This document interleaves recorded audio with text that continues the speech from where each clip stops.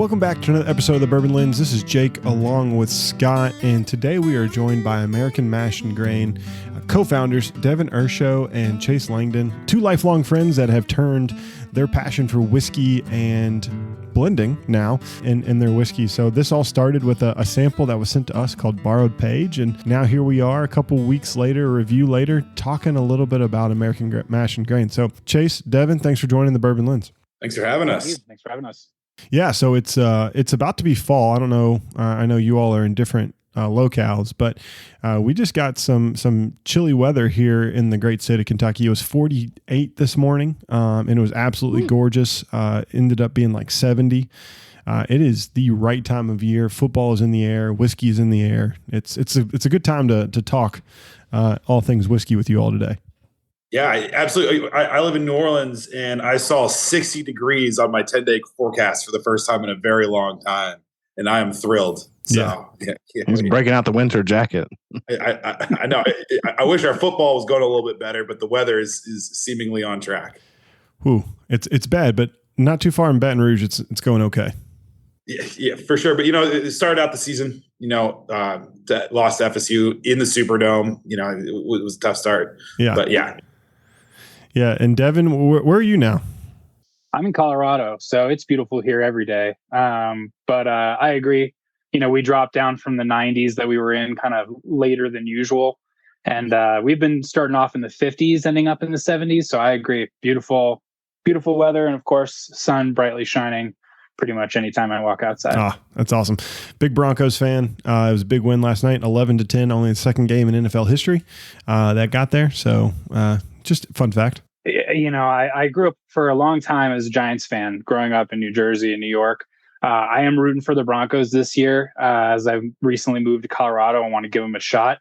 But I told my buddy who's a Broncos fan, if I wanted to watch a bunch of, low scoring games that were like borderline, frustrating, I would have just stayed a Giants fan. I didn't need to come out to Colorado to watch the Broncos to feel this way. So glad that they're, 2-1, but wish we were seeing a little bit more fire out of Wilson in that offense earlier than the fourth quarter would be nice. Oh yeah. $250 million for that epic production. Yeah. So you said 10-11. I don't follow a lot of football, obviously, but how the hell does that happen? Well, you kick a field goal, then you get a safety, and then you get a touchdown, and then you go for two, and it fails, and there's your... Oh my God, what a shit show. I bet that was a real thriller to watch. It was great. Like I said, I felt right at home. Like I was watching my old G-Men. It was a barn burner. Your G-Men are playing right now, too, and they're in a pretty low-scoring situation as well, but it's just starting. I forgot there. Monday night, yeah. Monday Night Football. They're going for 3-0 to make sure they're tied with the Eagles still. We officially just dated this recording. Exactly. Hey, it's all good. That's the beauty of recording is you can talk about things like sports, and we're going to be talking about whiskey 95% of the time. So who gives a crap about like literally what we just talked about? It just brings back a nice flashback for the audience. Yeah, they remember that Monday night that the Giants hopefully beat the Cowgirls. Oh, please. Yeah, they have to. Yeah. And I don't look forward to like the ESPN that's on in the background tomorrow. Like if the Cowboys win, because all I'll hear is Michael Irvin just yell at Stephen A. Smith, and it'll be a long morning. It'll be a long Tuesday because there's really not much on TV in the morning, and I just like to have some like background noise. And it's your soap operas haven't started at that time. Oh, that's even worse. I guess First Take is kind of like a soap opera. Do you watch Price is Right though? You work from home, right? Yeah, Price is Right. I prefer the 7 and 8 o'clock games. I prefer Jeopardy and Wheel of Fortune. Well, that's nighttime. I'm talking about during the workday. I know. I wish those were during the workday. That'd be much better for me. They already have them recorded. They could show them twice. Only half the people would watch them during the day and half the people watch them at night. It'd be great. That's a good idea. You should be like an executive producer or something of that show. Well, the executive producer from Jeopardy just got fired last year, so I don't want any part of that job. And because he like took over the hosting duties, and it's just not a good culture these days. That's right. I remember that controversy. Yeah. So, anywho, let's talk a little bit about American Mash and Grain. So, as I mentioned in the intro, you all are lifelong friends and turned your passion for whiskey into all the things you have. You have a really nice website. I'm staring at it right now. And so, like, how did you all get this thing kind of started? And for those who are not familiar, tell us a little bit about American Mash and Grain. So Chase and I have been best friends since we were 5 years old. We got in trouble on the second day of kindergarten and, trying to go to recess, and our teacher put us on a bench as a punishment. And we bonded over not whiskey at that point, but I think it was like apple juice at snack. So we were still sort of in the beverage arena. And, we've been great friends ever since. I work in the film and television industry, but have always been a big whiskey fan, and sort of got bit by the whiskey bug in 2017. My wife and I went to Ireland for a vacation, stumbled into the Irish Whiskey Museum by accident. We were there to visit Trinity College, but got there too early. The Irish Whiskey Museum's right across the street. They had a tour ready to go. So we hopped on, and I just became fascinated by the process and the history of Irish whiskey. We got a little tipsy for our tour of Trinity College, which made Trinity College potentially more interesting. And, I've spent the rest of that vacation drinking as much Irish whiskey as I could, came home, wanted to learn about all different kinds of whiskey. And then, over the years, I worked in a part-time basis for a couple different craft distilleries, but really started to see whiskey as something I could see myself getting involved in more seriously. I just really wasn't sure how to do it. And then the pandemic hit. I'll kind of let Chase take over there, because the whole original idea for American Mash and Grain sort of was his idea. So I'll pass it off. Yeah. So I boast no real whiskey credentials. I enjoy whiskey. I enjoy drinking really of all varieties. So I am kind of an equal opportunist on that front. And as Devin mentioned, he was trying to figure out what his inroads were, into the whiskey industry more professionally. COVID had just happened, it just started. And I was just bored sitting at home looking for a way to interact with friends versus just kind of sitting around, and kind of came up with this concept of, taking his passion, his expertise and knowledge in whiskey. And I worked up until very recently more on the brand marketing and storytelling side of industry. And I was like, I'll take my, marketing side. You take your product expertise. We'll marry it in. We'll go interview a bunch of craft distilleries. Tangential benefit. We'll get some free samples. We'll get on a bunch of Zoom calls together and hang out. And COVID will pass a little bit faster. You fast forward a couple years now and really have grown a deep passion, not just for the product itself, but also the people, the entrepreneurs, and everything. Really trying to expand what American whiskey really means in this country. And it's been a really rewarding mission and kind of endeavor that we've kind of stumbled upon with American Mash and Grain. So I find it really interesting because, you all could have gone a variety of different ways, and you chose to go into the craft. And you're talking about Irish whiskey. There's a lot of craft there, a lot of history, and how you got started.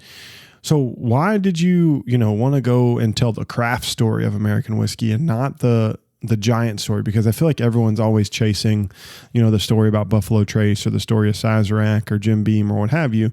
What made you think about these other, 15 or 16 different distilleries that you all have talked about over the last few years? Yeah, I think that's just it, right? Everybody else is chasing, Pappy Van Winkle, Buffalo Trace, and what the big legacy brands are doing. And it's nothing against the legacy brands, because they are amazing. And they have done an incredible job of putting American whiskey on the map. But I don't know if it's just because I worked for craft distilleries in Pennsylvania and New York, but I think in starting in that arena, I really saw the value that craft whiskey could bring, and was really intrigued by the innovation and experimentation that was happening within craft whiskey. So I think when we were talking early on about sort of what this could be, the focus on craft was because we wanted to, first of all, cover the craft whiskey movement, which is kind of an ambiguous term. Some people think it started in like 2010. Some people think it started in the 1980s, what have you, whatever it is. For the last 10, 20, 30 years, there's been an explosion of craft distilleries across the country. I think it's like 195 distilleries in the United States in 2010, over 2,000 distilleries in the country right now. So with this growth, and with people sort of starting to make whiskey in different regions of this country than people are accustomed to, with sort of Kentucky, Tennessee, Indiana sort of area, we saw an opportunity to really explore the evolution of the concept of what American whiskey is and can be, especially since some of these craft distilleries are starting to get into double digits in terms of age. So their whiskeys are starting to get, a little bit older than just 2 years out of a 5-gallon or a 10-gallon barrel. We're starting to see, 6, 7, 8-year-old age statements on some of these craft whiskeys. So I think we're just now starting to see the impact that these distilleries have on American whiskey. And I think that's really what had us excited in the first place. Well, yeah. And it really sparks your interest, right? I think Scott did a phenomenal job for us. I won't take any of this credit. Scott did all the hunting and understanding, what craft whiskey distillate was, because Scott is a corn bourbon drinker. You wouldn't think he'd be the one going out and finding whiskey, but he was the one that found like all the hidden gems for us. And so I'm forever grateful because of Scott. I'm able to have tried new whiskeys that I would have never tried. So, Scott, like for you, when you started this, I always like to ask this question back to you, even though we're interviewing them. Like, this is what a good host does. They ask their co-host questions. Why did you, all of a sudden go with the craft movement versus like us hunting it? I think, when you talk about the larger brands, there's a lot of mystique and lore. And we've talked about this, the story. Is it really a story? Is it really fact? Or is it mostly fiction with a little bit of sensationalism, things like that? But when we started digging into a lot of these craft brands, the story is the people. And that's the story that, early on in this podcast, whenever we kind of shifted to telling the story of brands, which it was also driven by the pandemic and not being able to get out to a lot of the distilleries because, hell, we're in Kentucky. We're within, 100 miles of 50 distilleries. I don't know what the number is, but, when we couldn't get out and go to those different locations, it was, let's find the places that need the stories to tell. And it was craft whiskey. So I think there's a lot of parallels here with, American Mash Grain and the written content with like what we've tried to do with our podcast. It's just explore different whiskeys because it's going to end up telling a totally different story than, some historical story of somebody who slapped their name on a label. Yeah. Craft whiskey has an interesting access challenge across the country, right? The product is by and large, with a few exceptions, really only distributed in their home state or their home region of the country, which means their story doesn't really circulate outside of that. And, I think, Scott, you said it really well, is like the stories are actually developing in real time, right? They're not abstract historical figures that, may or may not have, created the bonding rules on making everything 100 proof. Like these are people that are, taking out a second mortgage on their home, that are, leaving their secure, well-paying jobs and rolling the dice out of a passion for something, out of maybe almost blind faith that they can find their footing in a unique expression of whiskey that doesn't presently exist. They don't have to, they can't really rely on one of 4 tried and true mash bills that operate really, really well for them. They have to go figure that out. And there's a lot of risk. And there's something so compelling. And yet those stories don't seem to reach beyond their borders. And I think that's something we've really enjoyed with Mash Grain, but also even Borrowed Page is kind of trying to cross-pollinate these groups of people, the local whiskey enthusiasts of Arizona with Ohio, with Pennsylvania, et cetera, and really trying to take these local narratives and make them a part of a larger dialogue. Yeah, I think that's so true. And like some of the brands that you all have kind of gone deep with, have that because we know them as well, like Frey Ranch or like Colby and Ashley or Alex at Fort Hamilton and, Talnua, right? Like talking about trying to like create something new, but old in a way, right? Because, how they're bringing that type of whiskey making to the States, right? It's really interesting because they do have to do those things. And then you have one of the most eccentric people in bourbon, like Alan Bishop. right? That's not only just a part of the conversation. Alan's also part of, your borrowed page, setup. And we've mentioned that a few times. And so I guess it's finally time to dive on in. So Borrowed Page is a blend of whiskeys that you all have kind of curated and brought forth from a variety of different distilleries to show your artistry and your blending experience that you all have becoming whiskey lovers. So talk to us a little bit about, how did that come to fruition? Because creating a whiskey brand, getting it marketed, and having one-off sales, that's not easy. For people that think you just go and slap a label on a bottle and you just kind of shake it up and throw it in there, that's not how it happens. This is a heavy duty stuff. So how did all that come together? So we launched the website in 2020. For those of you who want to go check it out, mash, the letter N, grain.com. That's the website, mashandgrain.com. We focus on these long form stories. We tell really long features that try to deep dive into everything about these distilleries. When we started the website, we always kind of envisioned releasing a blended product as being something that could be a second step to continue with the same idea of what we were doing, trying to shine a light on American craft whiskey distilleries across the country. But we didn't really put that much thought into it. And then we were, off to the races with the website. A couple things happened that helped bring Borrowed Page a little bit closer to reality. The first thing was the American Single Malt Commission basically getting across the finish line with the TTB. We discussed this off air, but we're either a day or a week, or I don't know. We're very close to the comment period on the standardization of American Single Malt being done. So when I realized that American Single Malt was about to be standardized, which is really exciting and cool, and I'm super happy for everybody in the commission, everybody that makes American Single Malt, having it be a category is going to elevate it to a point where it is, at a higher level than what it's considered right now. So that's wonderful. But I just saw standardization as another way of sort of inhibiting a little bit of innovation and a little bit of experimentation within the single malt area.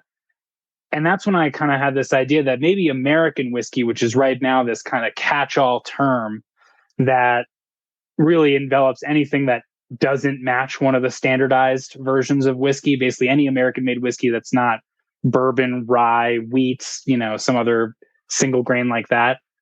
I realized that's really the last true bastion of unbridled innovation and experimentation in American whiskey, because as long as it's made in America and you're making whiskey, you can pretty much do whatever and call it an American whiskey. So I called up Chase and said, rather than worrying about blending a bourbon or blending a rye or trying to blend a single malt, let's try to blend multiple styles of whiskey together, make it an American whiskey. And that way, if we do our jobs right, maybe we can use the distinctive aspects of the individual whiskeys that were used in the blend to shine that light back on the people that made the original products. And in doing so, we can also try to make some cool new stuff that doesn't really taste like anything else that's out there. We can become a part of the conversation of how the concept of American whiskey is changing. So it sort of killed two birds with one stone. And it sort of stayed just there in that that's a cool idea realm until one day Greg Lehman from Watershed Distillery was coming around Kings County Distillery where I was working. I gave him a tasting and then a private tour. We had just recently featured Watershed on the website. So he asked what American Mash and Grain was up to. And Chase and I had not discussed talking to any distilleries about this project whatsoever. So I don't know where I got the guts to bring this up to Greg, but I basically just pitched him on the idea on the spot. And I don't know if you guys have spoken to Greg Lehman at Watershed, but he's just the sweetest, most humble guy in the world. And it was basically just if you would consider us for this project, we'd love to be a part of it. So he was basically the first distillery that we pitched it to. He gave us a lot of enthusiasm and we were kind of off to the races from there. Hey, you know what Michael Scott said? If you don't shoot your shot, you're going to miss it. I'm paraphrasing because I don't want to get actually quote trademark issued with actual Michael Jordan or Wayne Gretzky. So, you got to shoot your shot. So, I mean, it's really cool because that coming to fruition, is like going out on a limb and saying, hey, we're going to take this opportunity. And if it works, great. If it doesn't, no harm, no foul. We'll just keep on keeping on with what we have. And so you all have partnered with 4 really unique and distinct distilleries. So Watershed being the first, I mentioned one of the most eccentric people. Alan is just a great guy at Spirits of French Lick, Wiggle Whiskey or Weigel Whiskey, either or, whatever they call it is great. And then Whiskey Del Bach in Tucson. So there's a variety of different, not only types of whiskey and bourbon, but it's, from different regions. So there's no really 2 places that are super close together. Watershed, Columbus, Spirits of French Lick, Southern Indiana. Wiggle is in the Mahonga, in Pittsburgh. Yeah, Pittsburgh. And Pennsylvania. Yeah. Hey, don't need to make it more difficult than it is. Just say that again, Jake. Monongahela. Boom. Put you on a spelling test. I'll spell it wrong all day, every day. You put me on the spot to actually pronounce it, I'll pronounce it. Mongol whiskey. Mononucleosis. And then you get some mesquite smoke whiskey from Tucson, right? So it's like they're non-regional components too, and that's a big difference. Like if you've ever had Texas whiskey, for instance, right? Like what Texas whiskey and all the heat, how that changes things. So like getting some Arizona stuff in there, like can really make some complexities happen in a hurry. So as you all start to bring that in and focus on these different regions and these different types of whiskeys, like how many different blends did you all have to kind of go through before you kind of landed on, hey, we're going to put our foot down on Borrowed Page Volume 1? Yeah, it's, we obviously didn't count the number of iterations that we went through. We actually had Ann Dimmick, who was a former blender for Watershed. She now works for the Ohio State Liquor Board or whatever they're calling themselves. She came in and helped kind of be a guest blender for us. And each distillery sent us between 3 and 6 or 7 barrel samples, and we obviously would play with ratios, and the number of different versions that we could create it grew quite big. I haven't sit there and try to calculate it. And so the challenge for us was, well, how do we systematize or create some method in the madness of all this, for risk of getting lost in all the different options that we could go down. And with Ann's guidance and what we kind of landed on was, let's just first start by understanding the product, right? Because you understand, distillery to distillery, there's a huge range, but even barrel to barrel, there's massive range. And Alan Bishop being kind of the fickle guy is, and a couple others, they even sent us a little bit more unconventional barrels for their own products. So it wasn't like we had a great clear understanding of what we were getting going in. And what we did, we just took a bunch of notes. We started ranking them, on nose, on palate, and all these different things. Then we kind of just got together, and mind you, this is all still kind of in the COVID structure, so it's all virtual. Ann's in Ohio, I was in New Orleans, Devin was still in Brooklyn at that time, and we started comparing. Well, I like this for that reasons, and there was some negotiation that went on. And we simply started by each blending our top pick from each distillery in kind of equal portions as just a baseline. And then we all did that. We shared notes. Then we kind of built and collaborated. Oh, it's missing this. It needs a little bit more of that. And it really became, like I said, highly collaborative off of 3 different palettes, trying to build it in a remote environment, which was pretty interesting. Yeah, I mean, it's really interesting. And you landed on a pretty balanced, I would say, mostly bourbon. But different types of bourbon, and then that rye being that second, and then the mesquite smoke. So for those, just artificially, so you can hear, Watershed Distillery straight bourbon makes up 34% of the blend. The Wiggle, Pennsylvania, Monongahela, Monongahela, 32%. See, when I done put myself on the spot, I butcher it. You asked me to say it, I'll say it. Spirits of French Lick, Lee St. Clair bourbon, 24%, and then the Whiskey Del Bach mesquite smoke single malt is the last 10. So really heavy in the bourbon rye. So you almost have a boo rye blend until you add that back end of that mesquite smoke single malt. And when you kind of said, hey, these are the 4 distilleries we're going to partner with, were you worried about that mesquite smoke single malt, like on the, like, what are we going to do with this and how does this pair? Like, was that the pain point, or was it, figuring out the ratios of bourbon, or like, what was the biggest kind of like headache that you all had?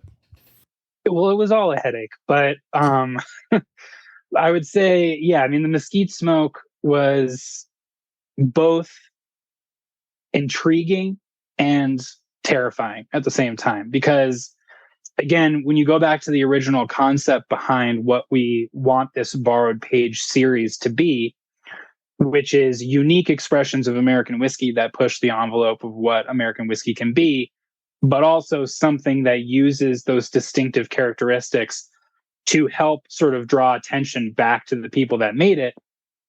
When you think about that concept, that's one of the reasons we went to Whiskey Dalbach, was because when we're thinking distinctive flavor note that we could put in here that could draw people back to the place where it was made, that mesquite smoked single malt was an easy one for us to think of when we thought back on the people that we had worked with. And it's important to mention that the idea with Borrowed Page is that it will be different craft distilleries and different styles of whiskey in each release, but it will always be distilleries that we have featured on our website. So we're only going to be working with people that we know, that we've already established a relationship with, and that we understand their process. We kind of understand the who and the why and the how behind these whiskeys before we bring them into the project. So we knew Whiskey Dalbach. We knew what they were about. We knew how they did it. They malt their own grains, which is really unique. They've got this mesquite smoked element. They were a perfect choice for volume 1. That said, when you're blending with smoke, it's an incredible challenge. And Whiskey Dalbach sent us 3 different samples, 3 very different whiskeys. They sent us their classic, which is a non-smoked single malt. They sent us the sort of Dorado blend, which is sort of what they release as their mesquite smoked single malt, which is actually a blend of mesquite smoked distillate and classic distillate. And then they sent us a 100% mesquite smoked sample.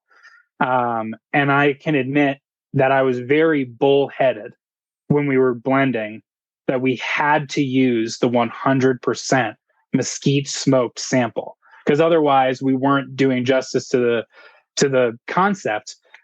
We did not use that 100% mesquite smoked sample, because even at 10% of the blend, that mesquite smoke plays such a huge role. So we ended up going with the blended sample that they sent us, which is more akin to what they released themselves as their Dorado.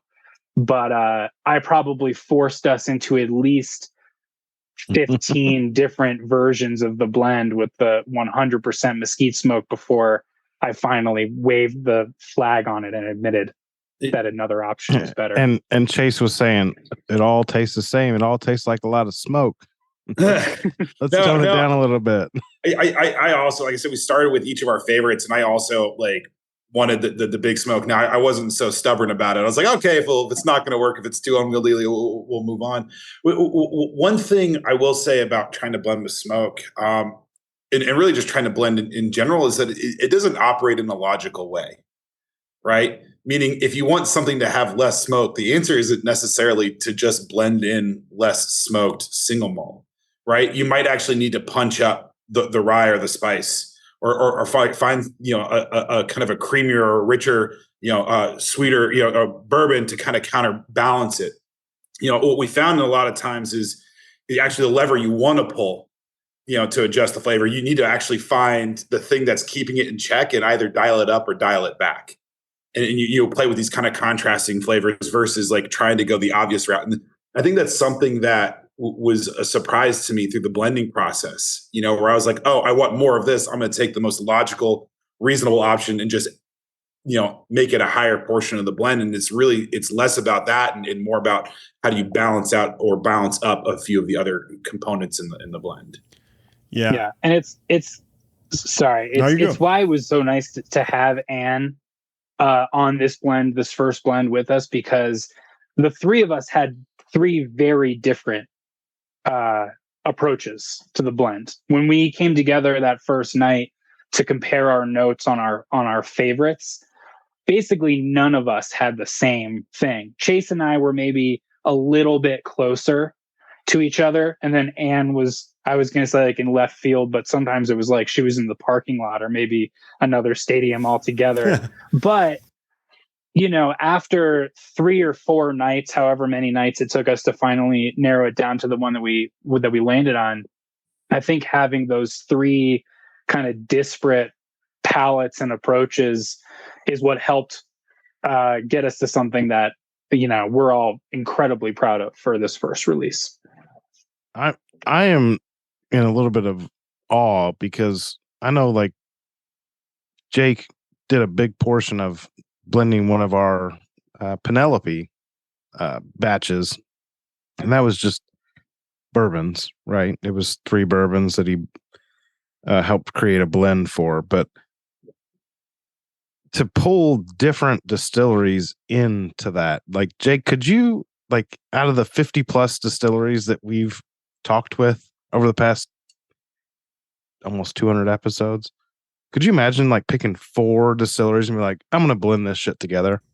Yeah, it was really hard just blending 4 different mash bills, or 3 different mash bills, 4 grains together. Yeah, that was really difficult, and it took me all of the samples that they gave us to get there, and multiple iterations over like the course of months. Like, this wasn't like I could sit down and do it. Like, you all sound like you all did it rather quickly. My experience was not that way. And I for people who don't blend or are not like doing that, to Chase's point, your base liquid is going to do the most for you.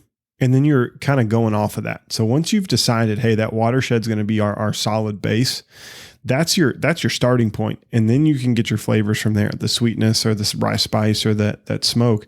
And a lot of people think it's like, oh, I need to add this. No, you need to keep that same ratio balance of that core whiskey, then blend from there. And that's the hard part and artistry of it, is like figuring out, of the 4, what's your main and how much of that is that main component. And I think that's I commend you on, because that's the most difficult part, because you have really, I don't know anything about Whiskey Del Bach, but you have 3 other solid components, because I'm very familiar with Pennsylvania style rye whiskey, and it's really solid. Yeah. I mean, I think that's another thing that was a unique challenge, but also what makes Volume 1 so cool, which is that it's 2 bourbons, but 2 bourbons that are pretty different from each other, right? You've got Watershed, which is made in Columbus, Ohio. It's column distilled. It's a little bit more like a traditional Kentucky bourbon in that regard, I guess. It's a little bit lighter. It's a little bit softer, and it really has a lot of that bright, like, beautiful sweetness that you expect from a traditional style bourbon. Then you've got the Spirits of French Lick bourbon from Alan Bishop down in West Baden, Indiana.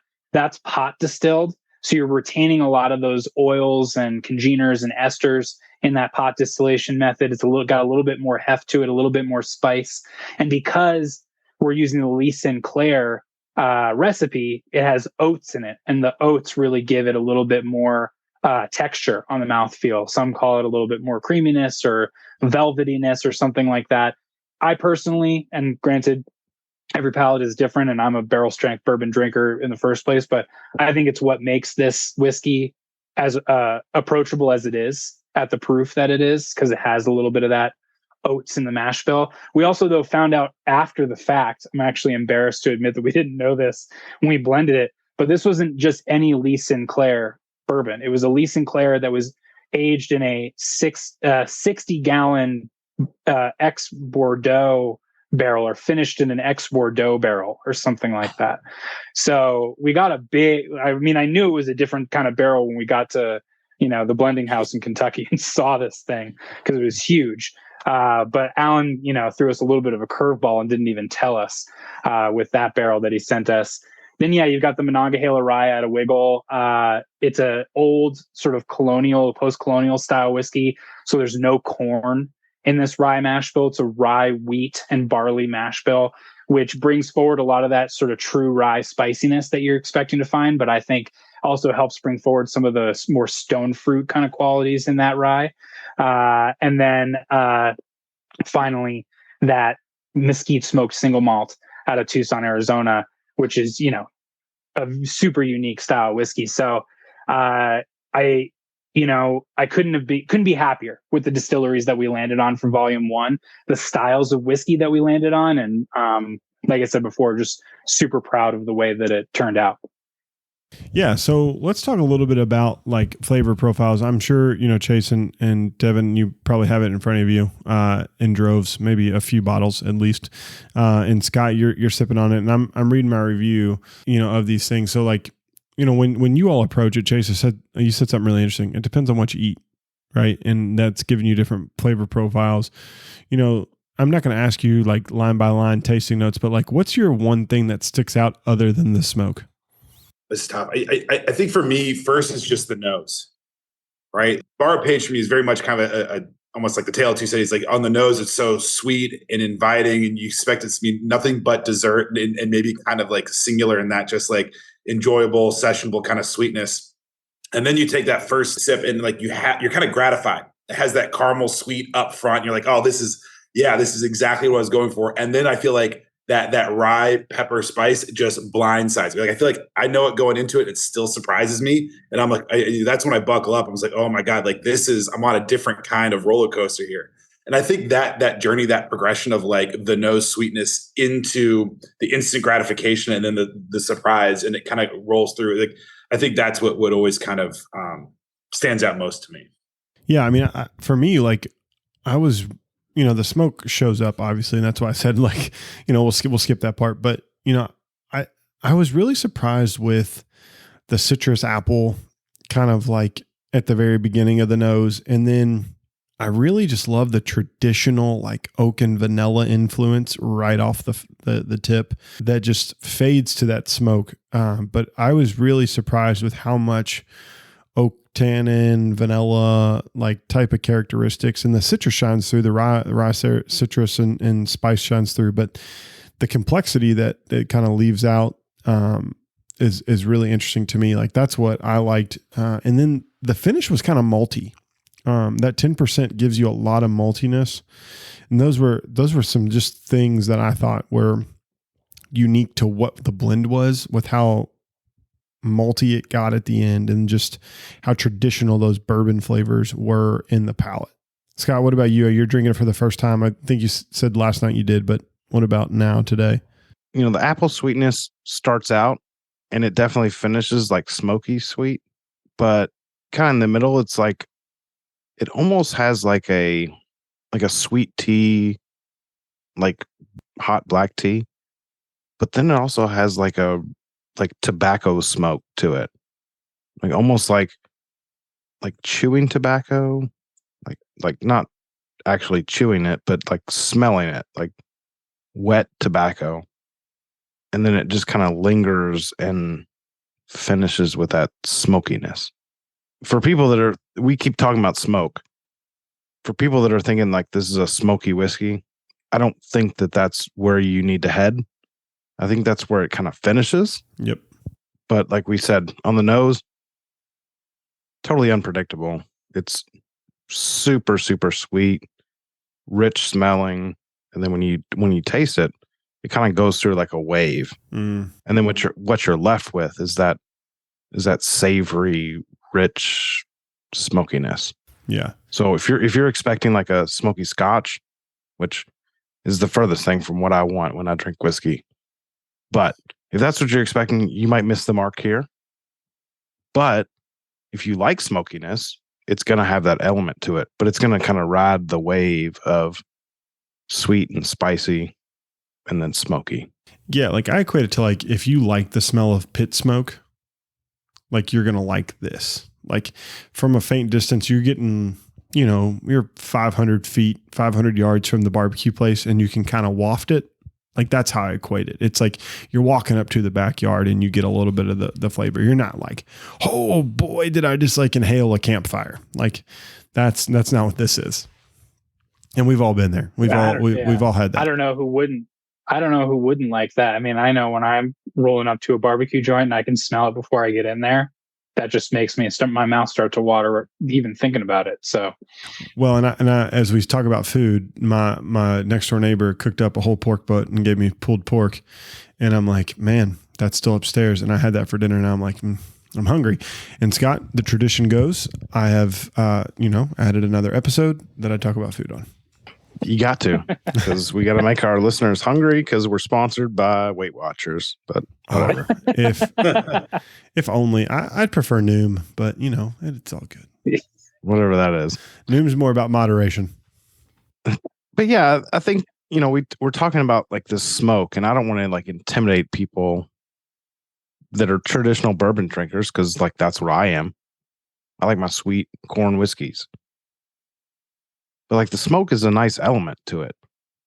But it like that's how it finishes, right? That's what you're left with. And when you eat nice foods and you've got something that kind of lingers, whether it's like cracked black pepper, smokiness, just that savory note, that's what you kind of are left with.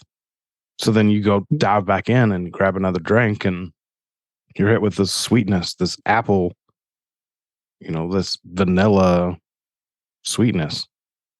And then it kind of lingers back out to the sweet or the smoky. So I think I'm super impressed because I didn't know what the hell to expect. Jake says, "Hey, we're recording this podcast with American Mash Grain. It's this 4 whiskey blend." And I'm like, well, okay, well, so what's the blend? And then I see, Lee Sinclair from Spirits French Lick, and I'm like, okay, so that's an interesting component on its own, period, every day. But then I'm seeing all these other distilleries, and I'm like, they had a lot of work in front of them. But to put together a cohesive whiskey that doesn't drink like one, here's a piece, here's a piece, here's a piece. It's kind of like just it melts together, but you're left with the different components. If that makes sense. Maybe I'm bad at describing this, but no, this is great. I think that's exactly like in concept what we were trying to go for, right? If you want to sit there and parse out the pieces, like, oh yeah, like there's the Del Bach, obviously easy. It's not, but there's the Lee Sinclair, that kind of OD creamy mouthfeel kind of piece, and obviously the Monongah Hill Rise right there. Like you can go say it's like I see Wiggle, or I see Spirits of French Lick, but it is in its own right, it's kind of its own kind of harmonious blend of whiskey. That's exactly what we wanted to go for. Is that the sum was great at parts, but we also we respected and let the individual parts shine through within the whiskey. Yeah, I think the thing I'm most proud of about it is that it's dynamic. I mean, nobody can drink this whiskey and say that it's not complex.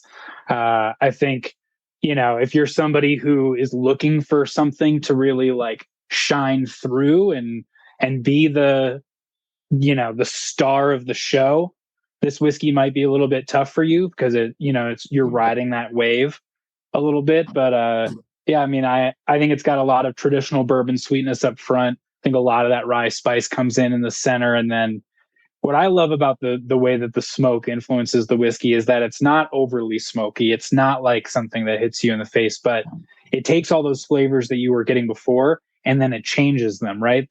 Those vanilla notes, those sweeter bourbony notes, the smoke comes in and all of a sudden it's more like barbecue sauce. Those spicy notes were there from the rye, but all of a sudden it's brisket or it's bacon or it's something a little bit more savory. You get that little chewing tobacco flavor, some dark chocolate in the back. It's not that the smoke is there to shove it in your face that it's smoke, but I love how it takes all the flavors that were there before it and changes them into something new. That's a great point. Yeah. And so we say this all to say, you should go to mashandgrain.com right now. There's a few bottles left. So if this piques your interest whatsoever, go to mashandgrain.com and grab you a bottle. That's all I got to say. Like, I'll make it easy for you here. I'll be your salesperson. Thank you. That's pro bono. I don't take a commission. So you're good. We should say so part of the hope with Borrowed Pages is that this is something that we'll release a couple times a year in the future. That's the aspiration for the project. Each volume will be different from the last volume. So volume 2 will have different distilleries, different styles of whiskey blended into it, trying to create a brand new expression. We only produced about 700 bottles of volume 1. Once volume 1 is gone, it's gone. We're not going to go back to these distilleries. We're not going to try to recreate this volume. Volume 2 will be different. Volume 3 will be different.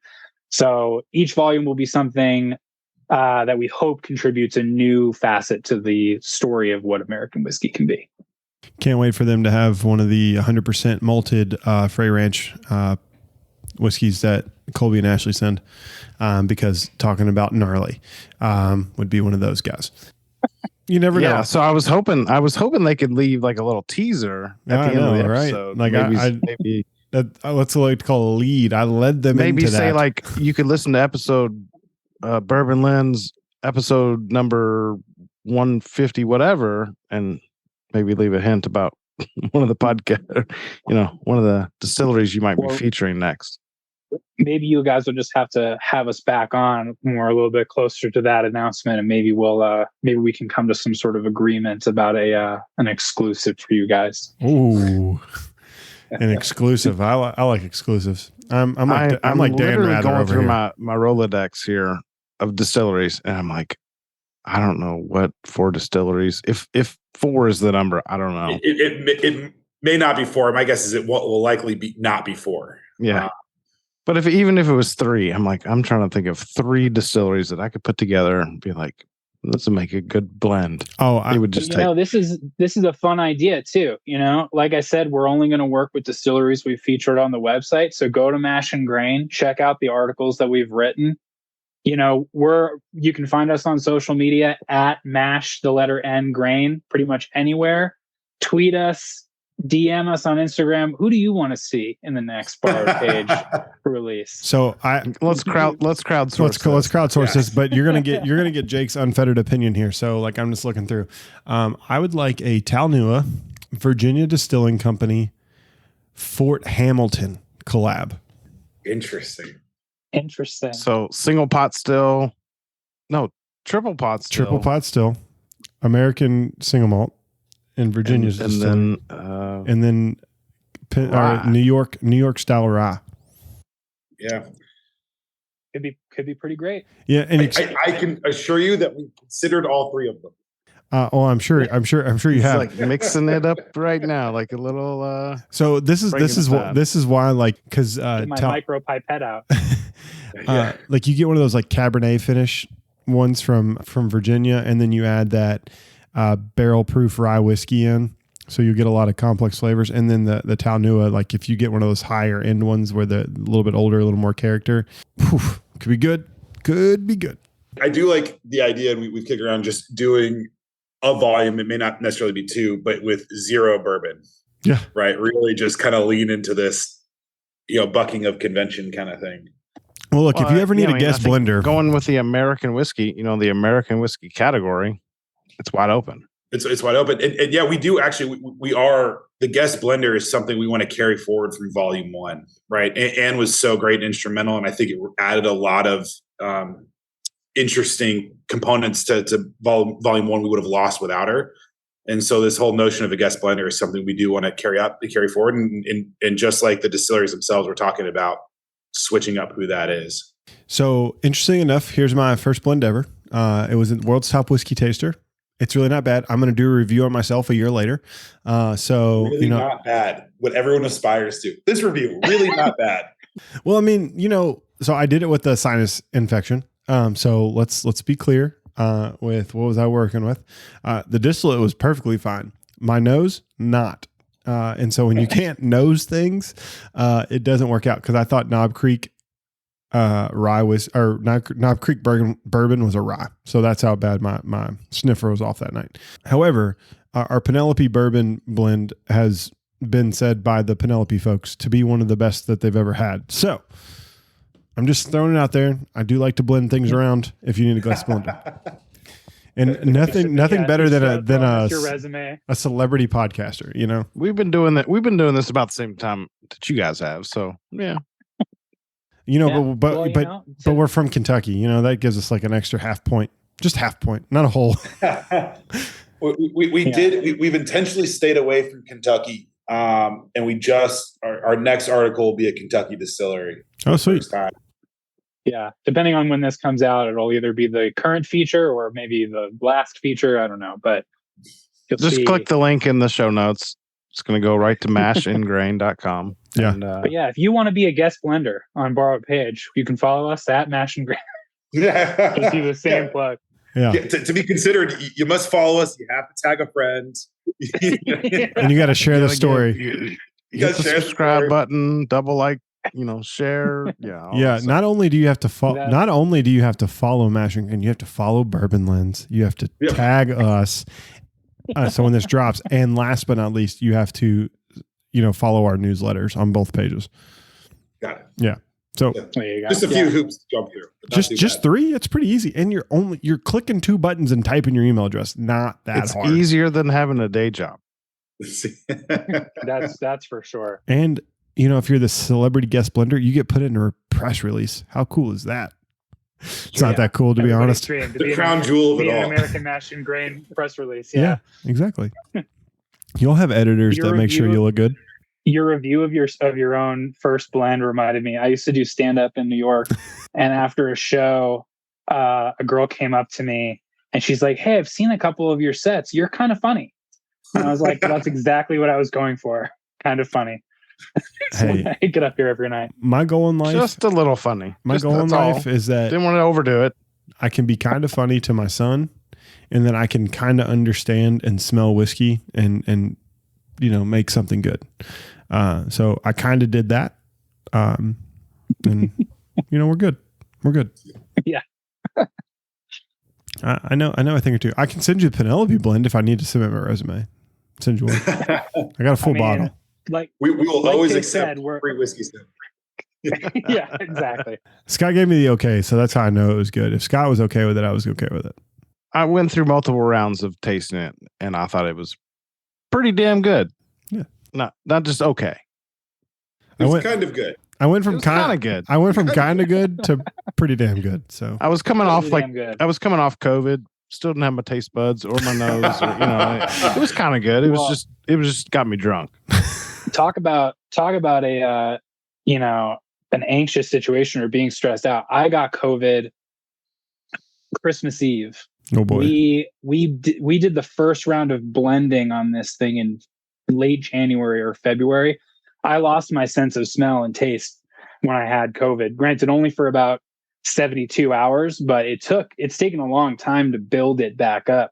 And I was very distraught when I lost my sense. I was like, all this hard work, we've got all these samples, and now I can't do it. Now I can't even participate. So, but luckily I got lucky on that one. Yeah, I mean, fortunately, that's one thing I never had to live through was losing my palate or my nose for anything. Which I think I would be super depressed about that than I would just be like being sick and having COVID. But Yeah.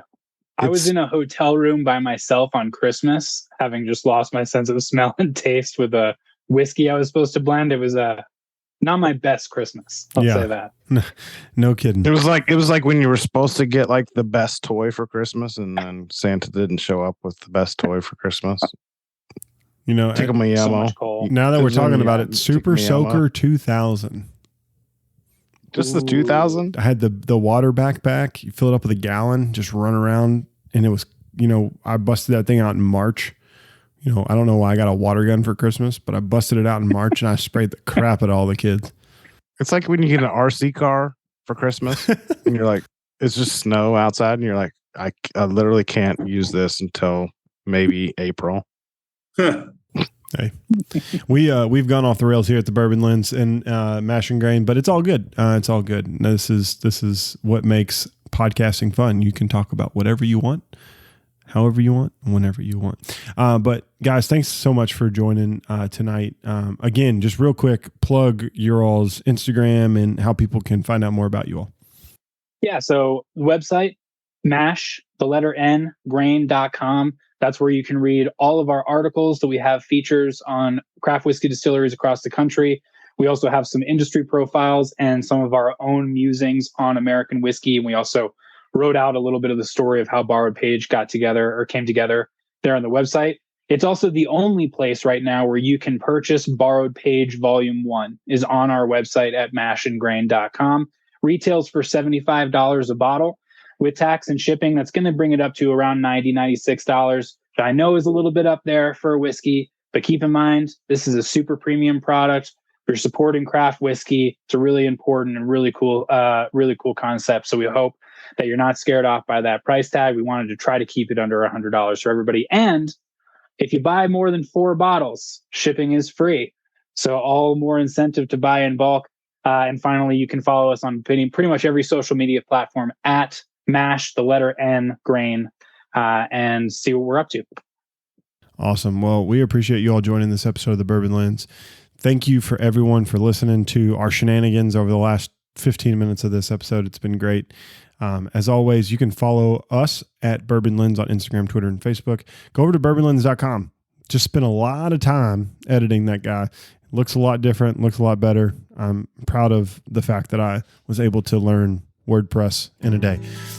Other than that, we appreciate you all listening to this episode. Go to your favorite podcast listening app, smash subscribe, drop a comment, 5-star review. We'd love it. We'd appreciate it. Until next time, cheers. Cheers. Cheers, everybody.